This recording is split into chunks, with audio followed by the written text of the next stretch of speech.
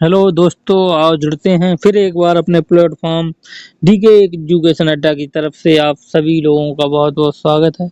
DK education अड्डा में आओ हम लोग बात करते हैं सीटेट की श्रृंखला में। सीटेट की श्रृंखला चल रही है, आगामी 20 अगस्त को होने वाला सीटेट का पेपर है।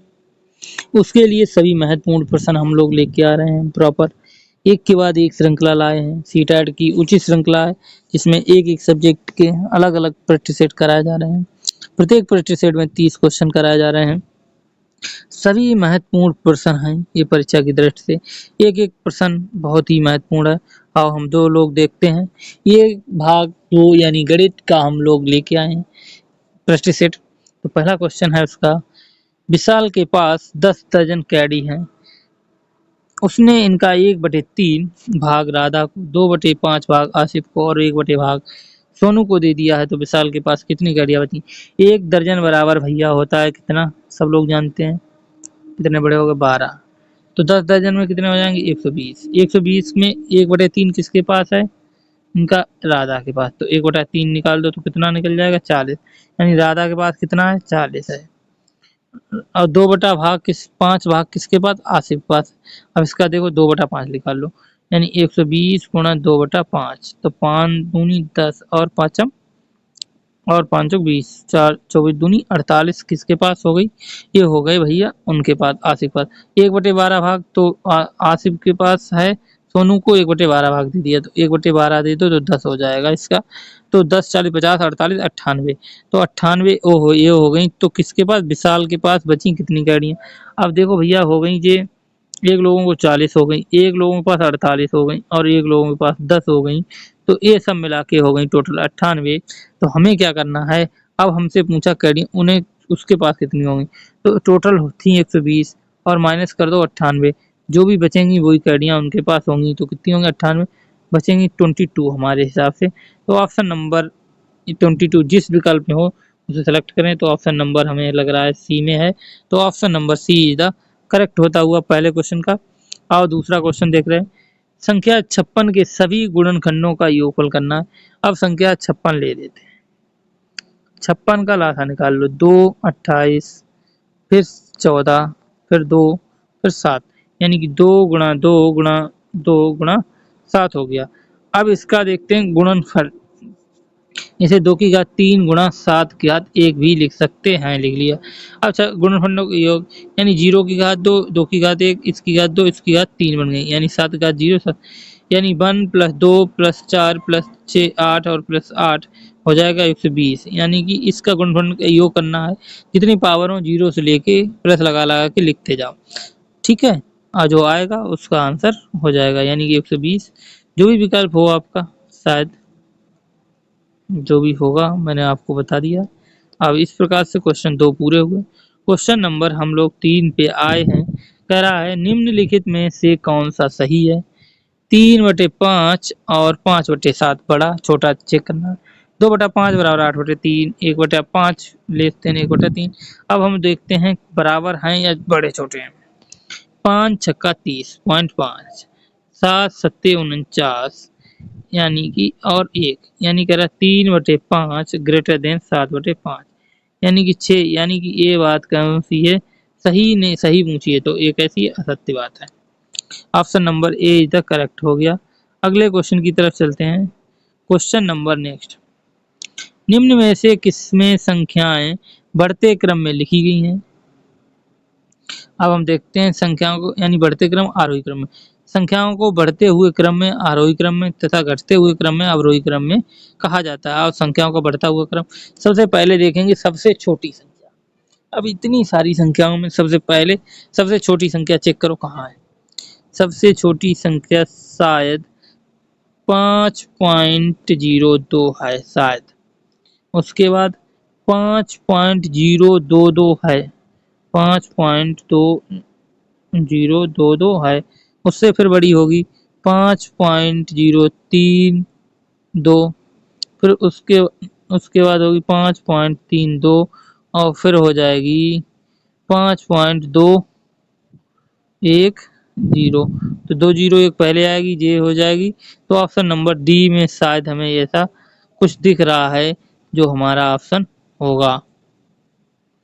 तो अगले क्वेश्चन की तरफ चलते हैं। क्वेश्चन नंबर 5 कह रहा है 75,707 में 7 के स्थानीय मानों का योग। देखो भैया 7 का इकाई पे है तो 7, फिर दहाई पे नहीं सैकड़ा पे है तो 700, फिर कितने पे 1000 पे नहीं 10,000 पे तो 10,000 70,000 हो जाएगा। इन सबको दो जोड़ने पे क्या आ जाएगा देखो भाई, जी 707 तो ये हो गया, और ये कितने अंक हैं अब हो गए 3, इसमें कितने हैं 3 निकाल दो तो 70 और कर दो, 70,707 है तो option number C is the correct हो जाएगा। और अगले क्वेश्चन की तरफ चलते हैं। क्वेश्चन नंबर 6 है, वह सबसे छोटी संख्या क्या होगी जिसमें 60,078 में से घटाने पर 245 से विभाज्य हो जाए। अब क्या करेंगे, इस संख्या 245 से इस संख्या को पहले करेंगे भाग, अब जो भी आएगा उसको हम करेंगे आंसरबाजी। अब भाग किया 245 से, आया 245, शेष बचा 53। अब जो 53 शेष बचा है तो क्या करेंगे हम लिखने, अतः संख्या 60,058 में से संख्या 53 को घटाने पर 245 से ही विभाज्य हो जाएगी। ये सीधा सा हमारा सवाल रहेगा। आओ अगला क्वेश्चन देखते हैं। क्वेश्चन नंबर 7, निम्नलिखित लंबाई मापने की इकाइयों को देखिए, यदि उन्हें बढ़ते हुए क्रम में लगाया जाए तो चौथे स्थान पर कौन सी आएगी, सेंटीमीटर, डीएम और क्या एमएम, और वो पहले इन्हें बढ़ते सबसे पहले क्या आएगा डीएम, फिर सीएम, फिर नहीं एमएम, फिर एम, फिर केएम, तो चौथे इंसान पे शायद हमारे हिसाब से आएगा मीटर। और अगले क्वेश्चन की तरफ चलते हैं। क्वेश्चन नंबर नेक्स्ट 8 है, यानी कि 15:20 में से 6 घंटे 35 मिनट पहले क्या समय होगा। यानी कि इसके पहले पूछा, पहले बाद वाला नहीं पहले वाला, यानी कि 15 है, 15 में से जाएगा डायरेक्ट आओ 3 घंटे 20 मिनट निकालो तो आएंगे हम 12, और 12 में से 3 घंटे 15 मिनट और घटाना है तो 8:45 पे हम कहीं आएंगे। ऑप्शन नंबर बी पर यही सही होगा। अगला क्वेश्चन देखते हैं। क्वेश्चन नंबर नेक्स्ट सरल सरल सवाल है एक एक लाइन में। जयंती किसी स्थान P से पूर्व दिशा में 3.5 किलोमीटर चलती है, फिर वह वहां से पश्चिम दिशा में इतने किलोमीटर जाती है, P की स्थिति क्या है।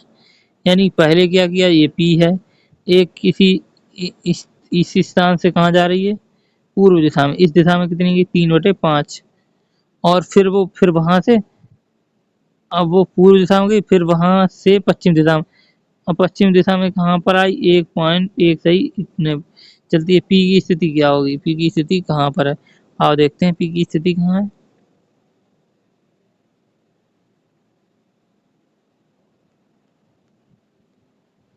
ऑप्शन नंबर ए 1 सही 4/35 पी से पूर्व की ओर, 4 सही 1/35 पी के पश्चिम की ओर, और पश्चिम पी से पश्चिम की ओर 1 सही 4/35 और 4 सही 1/35 पूर्व की ओर। तो आओ देखते हैं पश्चिम पी और पूर्व 3/5 और 1 सही 7, यानी कि इसे घटा दो 1 सही 5/7 माइनस 3/5 तो हो जाएगा 7 3 7 5 12/7 और माइनस 3/5, 12 पंजे 60 माइनस 7 21/7 तो हो जाएगा 39/7। तो इसे लिखेंगे 7 पंजे 35 और 4 7, जब 35 लिखेंगे तो 1 आएगा 1/4/35। आओ अगला क्वेश्चन देखते हैं। क्वेश्चन नंबर 10, निम्नलिखित में से कौन सा सही नहीं है। 30, 2 अथवा आधा दर्जन, 550 millilitre, 5 litre 50 millilitre, 1 millilitre 0.1 centimetre, 1 centimetre यानी कि 10 पैसा बराबर 0.10 पैसे। तो option number B is the correct. A विकल्प से 2 दर्जन प्लस आधा दर्जन यानी 2 गुणे 12 प्लस 12/2 तो हो जाएगा 30, तो अतः विकल्प ए सही है। बी पे देखते हैं, option number B is the correct. Question number next देखते हैं। क्वेश्चन नंबर 11 कह रहा है, निम्नलिखित आकृतियों में से किस आकृति की रैखिक एवं घूर्ण सममिति की संख्याएं बराबर नहीं होती हैं।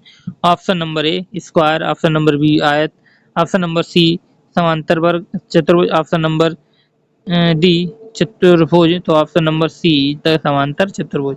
तो अगला प्रश्न देखते हैं। प्रश्न नंबर नेक्स्ट कह रहा है 12 नंबर का। रेहान कागज मोड़कर घन बनाता है, वह 5 सेंटीमीटर भुजा वाले 25 घन बनाता है, तो उन सभी घनों के लिए एक बड़ा डिब्बा चाहिए। इस डिब्बे का आयतन कितना होना चाहिए ताकि सभी छोटे घन उनमें खाली उसकी तरीके से आ जाए। यानी 25 का क्यूब कर दो, 25 का आएगा क्यूब 31, 25 आ जाएगा जहां तक है। Option number B is the correct हुआ। यानी घन का आयतन भुजा क्यूब होता है, 5 सेंटीमीटर भुजा वाले का आयतन 5 गुणे 125 क्यूब हो जाए। 125 का आयतन 125 गुणे 125 31 25 होगा। अतः एक बड़े डिब्बे में रखने के लिए डिब्बे का आयतन 31 और 125 सेंटीमीटर क्यूब होना चाहिए। आइए इसी प्रकार से क्वेश्चन नंबर 13 की तरफ चलते हैं। नीचे दी गई लंबाइयों का बाधक माध्यक क्या है? 160, 167, 158, 159, 161 और 158, 160 और 162, 170। अब इसका माध्यक आप पहले इन्हें क्या करेंगे, आर एन माध्यिका बराबर एन प्लस वन बटा दो वहाँ पद होता है, और सम जहाँ पर आंकड़े दिए होते हैं n बाई 2 वहाँ पद plus n of n plus one वहाँ पद बटे 2 होता है। इस प्रकार संख्याओं को व्यवस्थित करेंगे माध्यिका निकालने के लिए। तो 9 संख्याएं प्लस 1/2 यानी 10/2 यानी पांचवा पद, यानी पांचवा पद कितना 160 सेंटीमीटर। आंसर आ गया हमारा। अगला क्वेश्चन पे चलते हैं। Question number next. निम्नलिखित तालिका में दिए गए आंकड़ों को पढ़िए और सही कथन का चुनाव कीजिए। विद्यार्थियों का पसंदीदा खेल, विद्यार्थियों की संख्या है। फुटबॉल के विद्यार्थी 60, शतरंज के 50, बैडमिंटन के 70 और वॉलीबॉल के 20 हैं। तो एक विद्यार्थी को केवल एक खेल पसंद करता है। आओ देखते हैं वो कौन सा। शतरंज पसंद करने वाले विद्यार्थियों की संख्या फुटबॉल पसंद करने वाले विद्यार्थियों की संख्या से अधिक है। ऑप्शन नंबर बी बैडमिंटन पसंद करने वाले विद्यार्थियों की संख्या फुटबॉल पसंद करने वाले विद्यार्थियों की संख्या से कम है।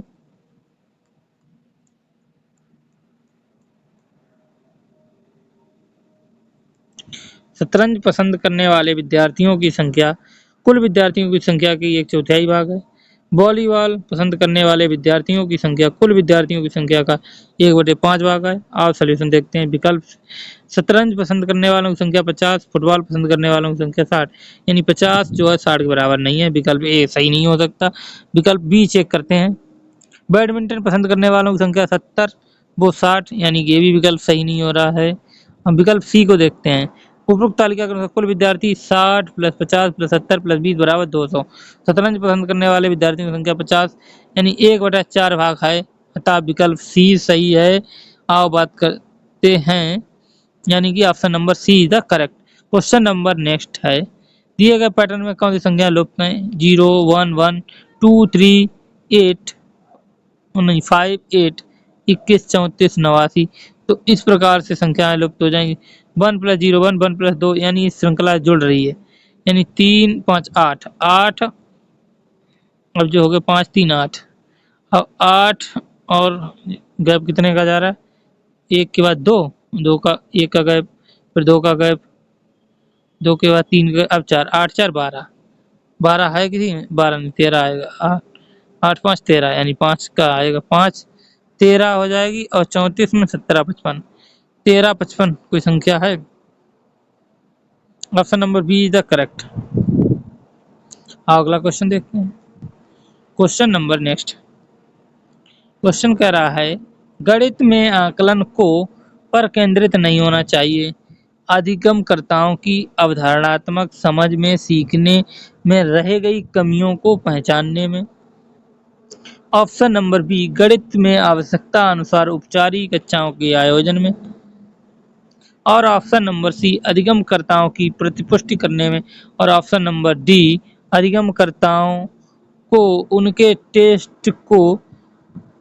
टेस्ट में प्राप्त अंकों के अनुसार नामीकरण करने में। तो इस प्रकार से option D is the correct. निम्नलिखित में से बुनियादी संख्या ज्ञान का अति महत्वपूर्ण पहलू पक्ष कौन सा है? ऑप्शन नंबर ए शीघ्रता से सटीक परिकलन करना। ऑप्शन नंबर बी संख्या बोध का विकास करना। और ऑप्शन नंबर सी मूलभूत संख्या संक्रियाओं के लिए मानक कलन यों की अच्छी समझ करना। ऑप्शन नंबर डी, गणना के कौशल विकास करना। तो option number be the correct. बच्चों की में बुनियादी संख्या ज्ञान अति महत्वपूर्ण पक्ष संख्या बोध का विकास करता है। और क्वेश्चन नंबर 18 है, राष्ट्रीय पाठ्यचर्या रूपरेखा 2005 के अनुसार प्राथमिक गणित पाठ्यचर्या के लिए निम्नलिखित में से कौन सा सर्वाधिक उपयुक्त है। ऑप्शन नंबर ए, अवधारणाओं की समझ बनाते हुए शिक्षार्थी को जो प्रगति मूर्त से अमूर्त की तरफ बढ़ाते हुए करते हैं वह इससे सुस्पष्ट रूप से सम्मिलित होनी चाहिए। ऑप्शन नंबर बी, इसमें मुख्य रूप से वही प्रकरण टॉपिक सम्मिलित होने चाहिए जिनका उच्चतर कक्षाओं में अनुप्रयोग होता हो।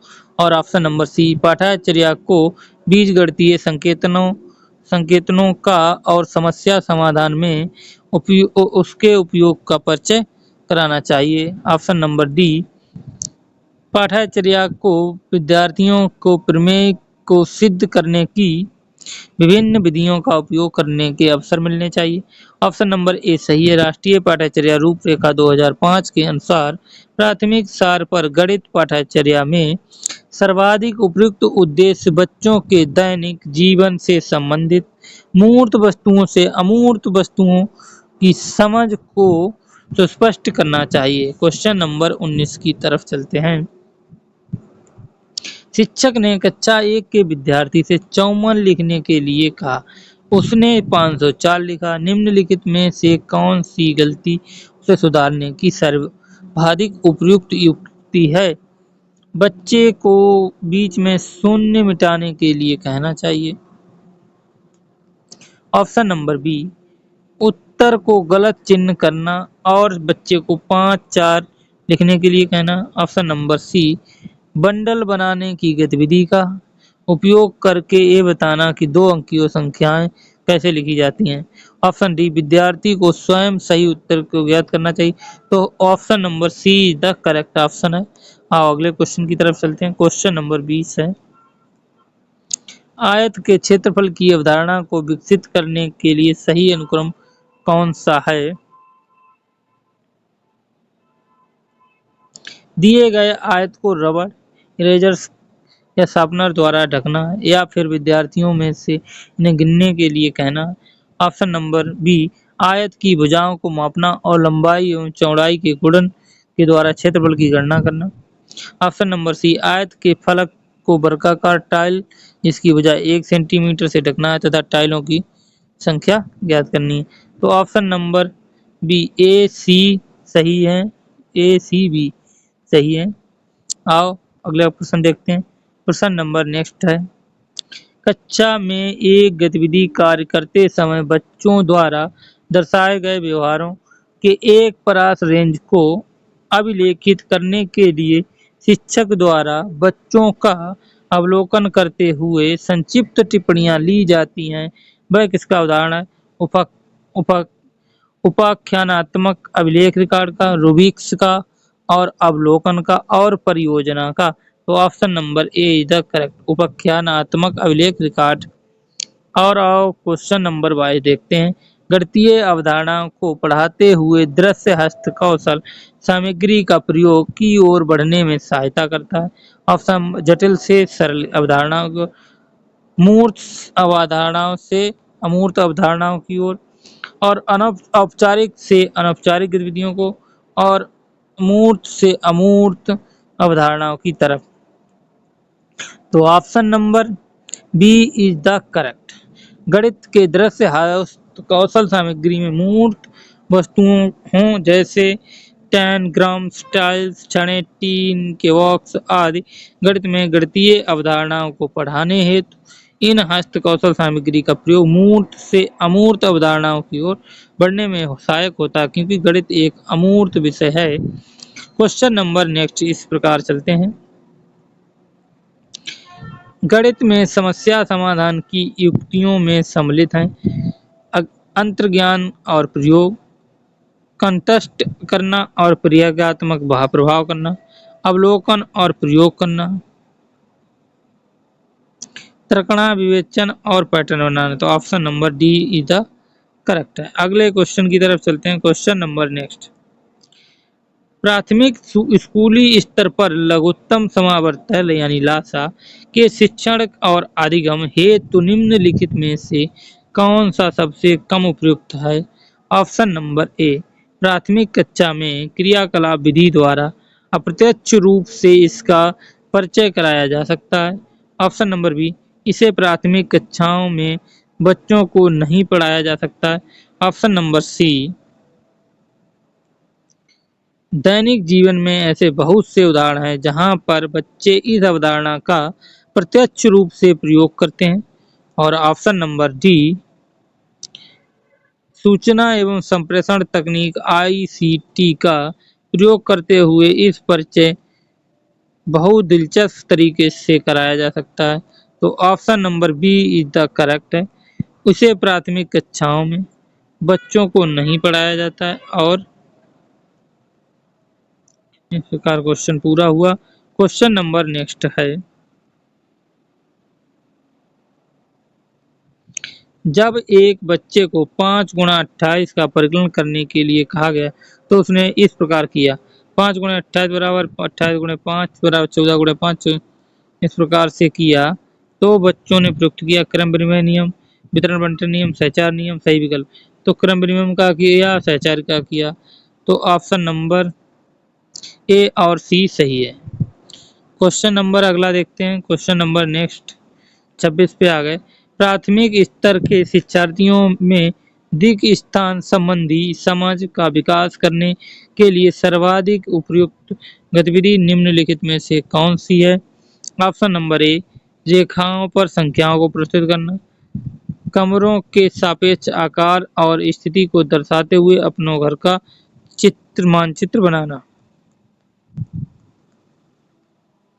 ऑप्शन नंबर सी, मानचित्र पर दो शहरों के बीच की दूरी को मापना। ऑप्शन नंबर डी, ज्यामितीय आकृतियों के नामों का प्रत्यय स्मरण करना। तो option number B is the correct option है। आओ अगले क्वेश्चन की तरफ चलते हैं। क्वेश्चन नंबर नेक्स्ट, एक अंकीय संख्याओं के योग को प्रस्तुत करते हुए सुश्री अलका ने मूर्त वस्तुओं जैसे टोकनों, पेंसिलों, रबड़ों आदि का उपयोग किया। उन्होंने अपने विद्यार्थियों को एक अंकीय संख्याओं को जोड़ने के लिए इन वस्तुओं का कुशलतापूर्वक उपयोग करने का अवसर प्रदान किया। ब्रूनर के अनुसार अधिगम का यह प्रकार कहलाता है, मूर्त कहलाता है, दृश्य माता पिता आइकॉनिक कहलाता है, अभिप्रदर्शन इनक्यूटिव। तो ऑप्शन नंबर सी यानी अभिप्रदर्शन एना के एक्टिव कहलाता है। यानी कि अगला क्वेश्चन देखते हैं। क्वेश्चन नंबर नेक्स्ट आ जाएगा इस हिसाब से 28। एक बच्चा अपने आसपास से विभिन्न आकृतियों के उदाहरण देता है, जैसे समोसा एक त्रिभुज है। वह बच्चा बर्नौली सिद्धांत के अनुसार ज्यामितीय चिंतन किस स्तर पर है?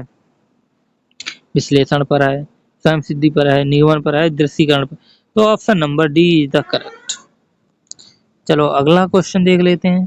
क्वेश्चन नंबर 29 है, व्याकलन की एक समस्या 63 से 29 को हल करते समय एक बच्चा कहता है 29 को 30 में और 63 को 64 में बदल दिया जाए, तो मैंने समस्या को 64 माइनस 30 में परिवर्तित कर दिया, तो मेरा उत्तर 34 है।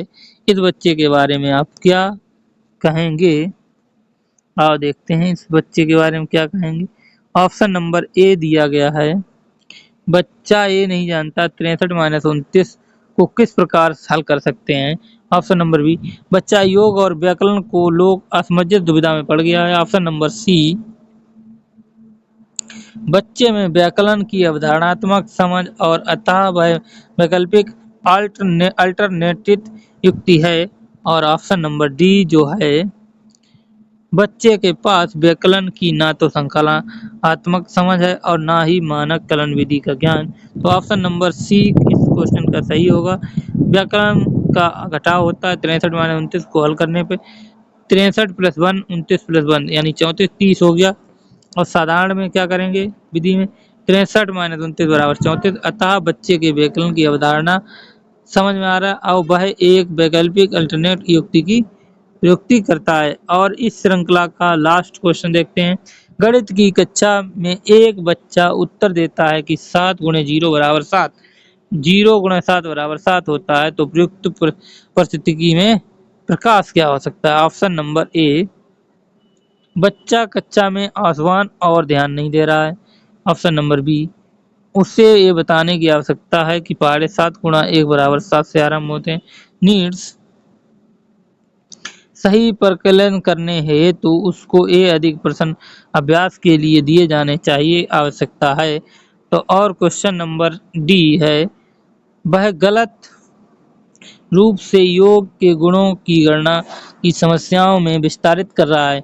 तो option number D the correct. यदि बच्चा 7 गुणे 0 को बराबर 7 लिखता है और 0 गुणे 7 को 7 उत्तर देता है, तो बच्चे में शून्य अंक गुणा करने से संबंधित ज्ञान नहीं है। इसका उत्तर सही होगा। 7 गुणे 0 बराबर 0 और 0 गुणे 7 बराबर फिर 0 आ जाएगा। यदि इस संख्या में 0 से गुणा करेंगे तो वह संख्या स्वयं 0 हो जाती है, अतः विकल्प सही है। आई होप, हम आशा करते हैं ये श्रृंखला आपको अच्छी लगेगी, समझ में आएगी। आप लोग इस श्रृंखला को लाइक करो, शेयर करो और चैनल को सब्सक्राइब करो और बेल आइकन वाली घंटी को प्रेस कर दो, जिससे कि आने वाली वीडियो आप तक तुरंत उसका नोटिफिकेशन पहुंच सके। आओ दोस्तों, बस इसी श्रृंखला में इतना ही। मिलते हैं अगली श्रृंखला में, बात करेंगे तब आगे की।